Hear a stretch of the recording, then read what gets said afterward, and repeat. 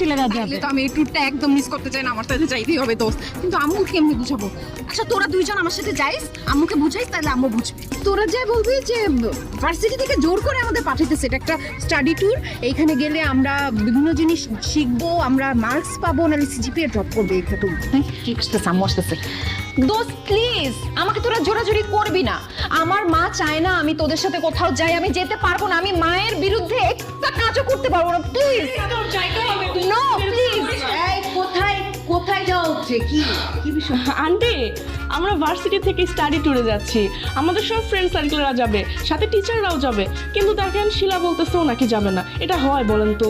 আচ্ছা তোমরা স্টাডি ট্যুরের জন্য কোথায় যাচ্ছ?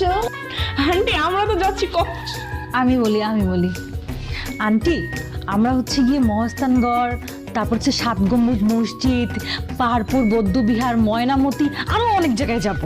আন্টি সামনে আমাদের হিস্ট্রি এক্সাম, আমরা যদি এই ঐতিহাসিক স্থানগুলো পরিদর্শন করি তাহলে আমাদের ইতিহাস পরীক্ষা ভালো হবে। হ্যাঁ আন্টি, এই স্টাডি ট্যুরে যদি কোনো স্টুডেন্ট না যায় তাহলে তার সিজিপিএ কমায় দিবে, এমনকি তাকে ফেল করায় দিবে।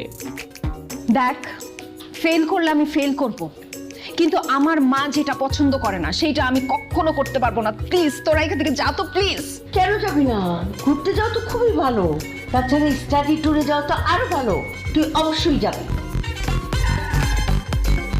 সত্যি বলছো মা? আমি যাব? হ্যাঁ, আমি তোর মা বলছি, তুই অবশ্যই যাবি। ঠিক আছে, তুমি যখন এত করে বলতেছো তাহলে আমি যাব। দোস্ত তোরা প্ল্যান কর, আমিও তোদের সাথে স্টাডি ট্যুরে যাব।